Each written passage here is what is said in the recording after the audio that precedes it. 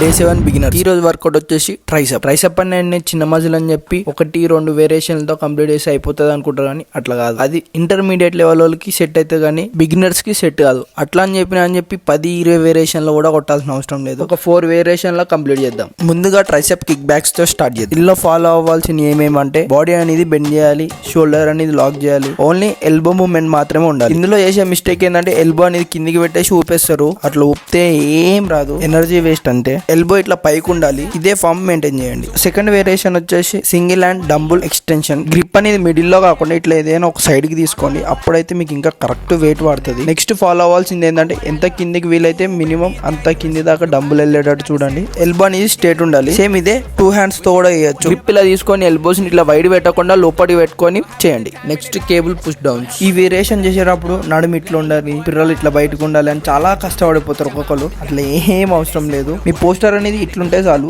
Elbows అనేది కొంచెం ముందుకు పెట్టి కిందికి పుల్ చేసేటప్పుడు రిస్ట్ ని ఇట్లా తింపితే చాలు. లాస్ట్ లో సపోర్టింగ్ బార్ డిప్స్ కానీ లేకపోతే ఇట్లా బెంచ్ డిప్స్ కూడా కొట్టచ్చు. ఈ రెండిట్లో ఏది చేసినా ఎల్బోస్ అనేది క్లోజ్ పెడతాకే ట్రై చేయండి. లెగ్ వర్కౌట్ తో నెక్స్ట్ వీడియోలో కలుద్దాం. అప్పటి వరకు ఈ వీడియోలు మిస్ అవ్వద్దంటే సేవ్ చేసుకొని పెట్టుకో. మర్చిపోకుండా పేజ్కి ఫాలో కొట్టి.